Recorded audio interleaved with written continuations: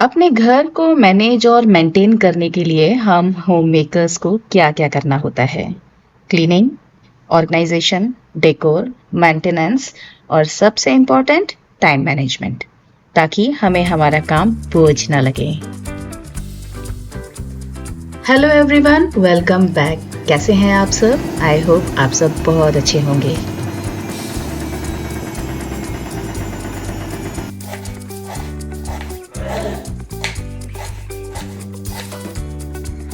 तो आज की इस वीडियो में हम देखेंगे living area, dining space, fridge की डीप क्लीनिंग, ऑर्गेनाइजेशन और थोड़ा सा डेकोरेशन और बनाएंगे सरकारी घर को एक कोजी स्पेस।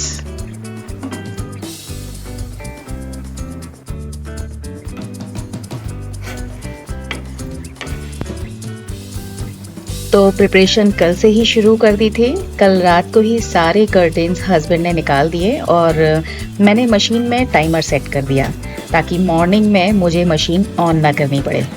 मेरे उठने के साथ ही मशीन ऑटोमेटिकली स्टार्ट हो गई और मैं किचन में ब्रेकफास्ट बनाने में बिजी हो गई।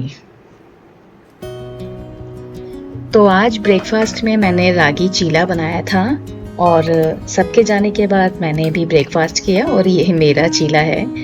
और कल मलाई काफ़ी इकट्ठी हो गई थी तो जामन लगा के जमाने रख दिया था, तो उसमें से मक्खन का घी निकाल लिया है और मट्ठे से कड़ी बना ली। तो साथ ही साथ लंच की भी तैयारी हो गई और लंच टाइम पर अब राइस चढ़ा दूंगी।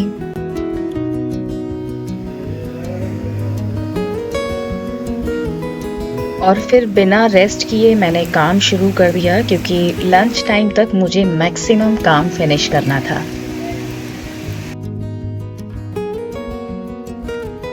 डेली हम लोग डस्टिंग करते ही हैं, लेकिन मंथ में एक बार हर रूम की डीप क्लीनिंग करनी ही चाहिए क्योंकि जैसे ही मौसम चेंज होता है वैसे ही डस्ट पर फंगस जमा होनी शुरू हो जाती है, स्पेशली बारिश के दिनों में। पर्दे, फोटो फ्रेम्स हटाने के बाद हमें समझ आता है कि उसके पीछे कितनी डस्ट जमा हो चुकी है और साथ ही वायर्स में भी डस्ट जमा हो जाती है।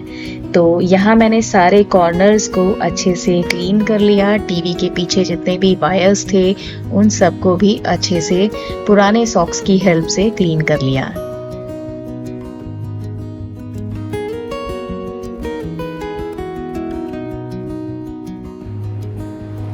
फ्रिज को खाली करने के बाद जब मैंने फ्रिज को हटाया तो देखा ढेर सारी dust. I feel very bad. ये वो जगह है जहाँ डेली क्लीनिंग नहीं हो पाती है। सो मैंने अभी डिसाइड किया है कि 15 दिन में एक बार फ्रिज को हटाकर क्लीन ज़रूर करूँगी। लेकिन फ्रिज को तो मैं वीक में एक बार क्लीन कर ही लेती हूँ और डीप क्लीन मंथ में एक बार। पर एक महीने में देखिए फ्रिज के पीछे कितनी ज़्यादा डस्ट जमा हो गई है।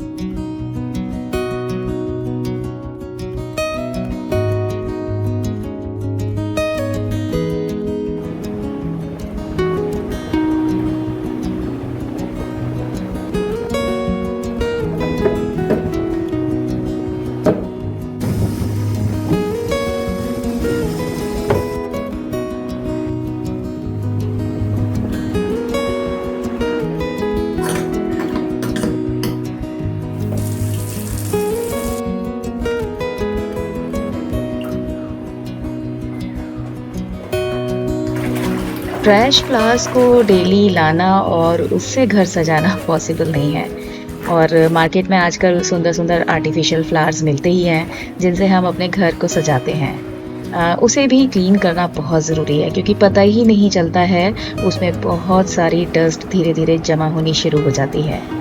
तो मैंने यहाँ डिश लिक्विड की कुछ ड्रॉप्स पानी में डाली और सारे ही फ्लावर्स को अच्छी तरीके से वॉश कर लिया।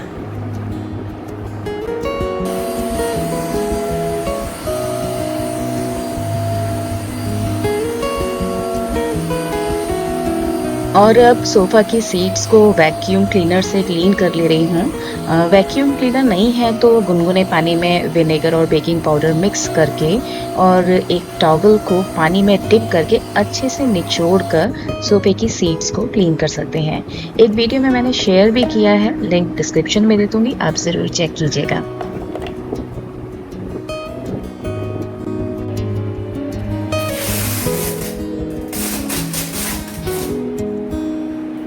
और अब लास्ट में मैंने विंडो पर लगी नेट को निकाला क्लीन करने के लिए, और काफ़ी टाइम हो चुका था तो शावर लिया, लंच किया और फिर आ गई बाकी के कामों को कंप्लीट करने के लिए।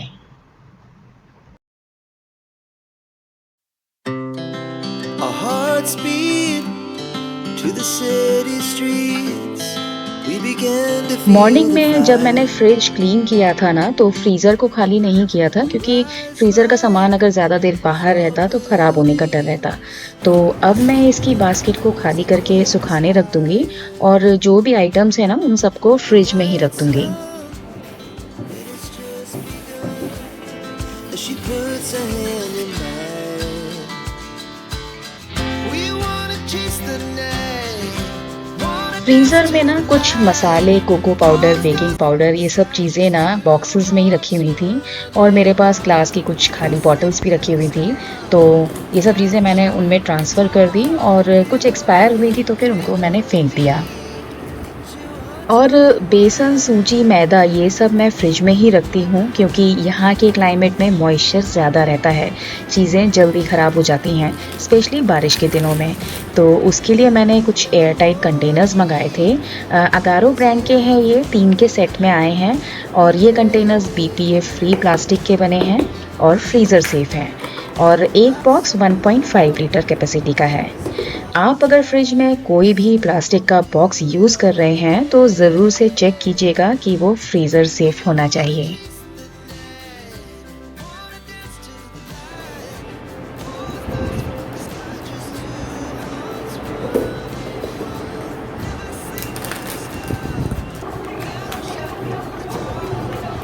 पहले मैं सूजी, मैदा, बेसन के पैकेट्स को इस तरीके की बास्केट में रखती थी, रबर बैंड लगाकर या फिर क्लिप्स लगाकर। और जब मुझे कोई एक चीज़ चाहिए होती थी तो पूरी बास्केट निकालो और फिर सामान ढूंढो। तो काफ़ी सर्च करने के बाद ये मुझे पसंद आए, तो अब मैं इन बॉक्सेस को फिल कर दे रही हूँ। और सब चीज़ें जब ऑर्गेनाइज रहती हैं तो देखने में भी अच्छी लगती हैं और काम करने में भी मज़ा आता है। और एक क्विक रिमाइंडर, जब भी पैकेट्स को कट करें तो उनके साइड्स को कट करके अलग नहीं करें, क्योंकि ये रिसाइकल नहीं हो पाती हैं। and we'll stay on forever. We'll never have तो फ्रिज ऑर्गेनाइज हो गया है और बहुत सारा सामान मैं फ्रिज में नहीं रखती हूँ, स्पेशली फ्रूट्स जितना हो सकता है मैं बाहर ही रखती हूँ, क्योंकि बाहर दिखाई देते हैं ना तो जल्दी ख़त्म हो जाते हैं, वरना सबको याद दिलाना पड़ता है कि फ्रिज में फ्रूट्स भी रखे हुए हैं और जब ख़त्म हो जाते हैं तो फिर से फ्रेश लाए जाते हैं। two hearts running wild. We're gonna be. इस शू रैक को भी मैंने हटाकर अच्छे से क्लीन कर लिया था, इसमें नीचे गैप नहीं है, तो इसको मंथ में एक बार हटाकर नीचे से अच्छे से क्लीन कर लेती हूँ। डाइनिंग एरिया के इस कॉर्नर पर ये स्टूल रखा हुआ है और इसके ऊपर जो लकड़ी लगी हुई है ना उस पर ना ही कोई पेंट किया हुआ है और ना ही सरमाइका लगा हुआ है। तो जब मैं इसको क्रोशिया के कपड़े से कवर करती हूँ तो ये दिखाई देता है, जो कि देखने में अच्छा नहीं लगता। तो मेरे पास सेल्फ एडिसिव पेपर के कुछ पीसेस रखे हुए हैं, तो इनको मैं इस पर स्टिक कर दे रही हूँ और अब ये देखने में काफ़ी अच्छा दिख रहा है।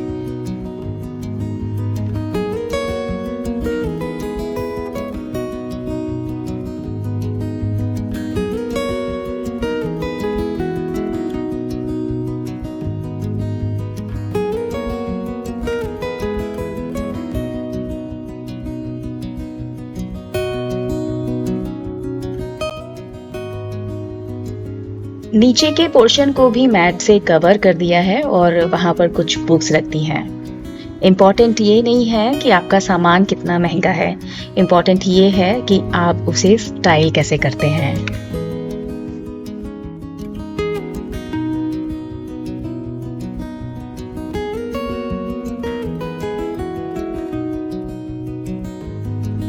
ये हैंडमेड क्रोशिया कवर है। मेरी मम्मी ने इसे काफ़ी साल पहले बनाया था और ये अभी भी बहुत अच्छा है, बहुत सुंदर है ये। फ्रिज के ऊपर के पोर्शन को मैंने इसे कवर कर दिया और स्टाइलिंग के लिए एक फ्लावर पॉट रख दिया है।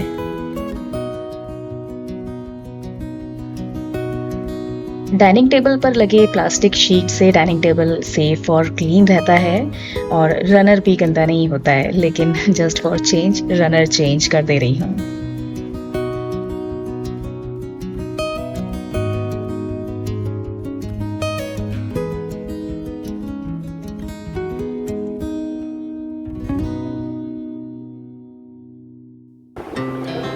Our hearts beat to the city streets. We began to feel the fire. We rise like tall buildings as the chemicals they take us higher. The night's young and it's just begun as she puts her hand in mine. छोटी छोटी चीज़ों से घर को decorate करना, style करना मुझे बहुत अच्छा लगता है और तब ज़्यादा अच्छा लगता है जब घर में रखी हुई चीज़ें डेकोरेशन के काम आ जाती हैं।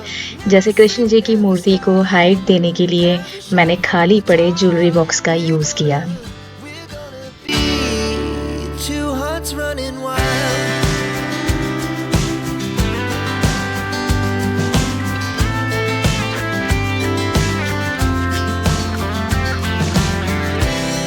Now the morning is the afternoon.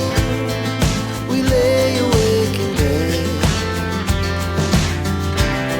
The laughs so loud as the hours pass. एक साफ सुथरा और सजा हुआ घर किसे पसंद नहीं होता, लेकिन आप उतना ही सामान रखिए जितना आप मेंटेन कर सकते हैं, दूसरों को देखकर नहीं।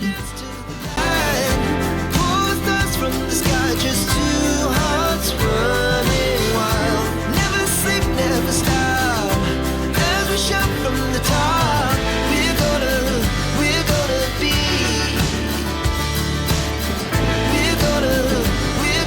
be.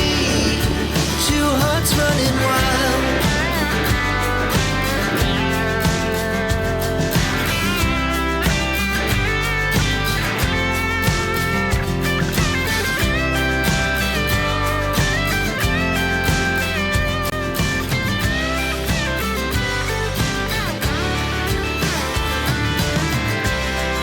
The moonlights, summer sky. It was the best we ever. सुबह जब क्लीनिंग स्टार्ट की थी तब सारे कुशन्स मैंने दूसरे कमरे में उठा के रख दिए थे ताकि उनमें डस्ट ना जाए। तो अब इन कुशन्स के मैं कुशन कवर्स चेंज कर दूंगी। और यही छोटे छोटे चेंजेस होते हैं जिनसे घर फ्रेश दिखने लगता है, अच्छा लगता है। Wild, never sleep, never stop. As we shout from the top, we're gonna be. Two hearts running wild. We're gonna be. We're gonna be. Two hearts running wild.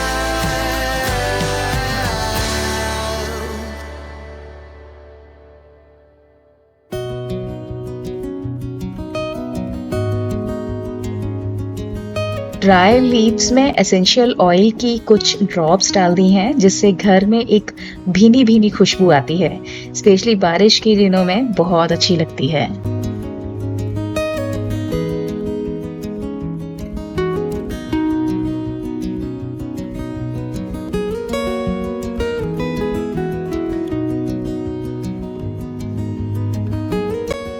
सारा काम खत्म हो गया, क्लीनिंग स्टाइलिंग हो चुकी है और फ्रिज की बास्केट को मैंने धोकर रखा था ना, तो वो भी सूख गई है। तो बस अब सारा सामान मैं इसमें ट्रांसफ़र कर दूंगी।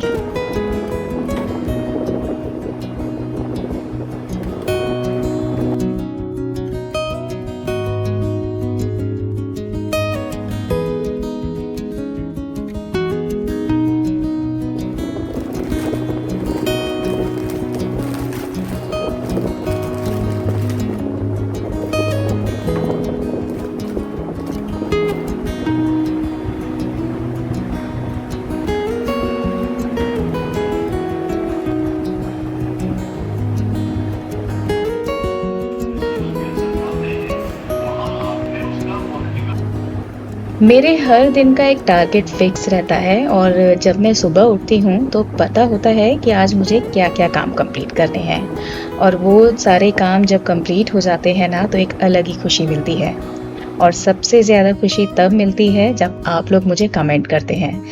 तो थोड़ा-सा भी वीडियो अगर पसंद आया हो तो लाइक शेयर ज़रूर कीजिएगा और अगर नए हैं तो चैनल को सब्सक्राइब ज़रूर कीजिएगा। फिर मिलती हूँ, तब तक आप अपना ख्याल रखिए, खुश रहिए और हमेशा मुस्कुराते रहिए। बहुत-बहुत धन्यवाद।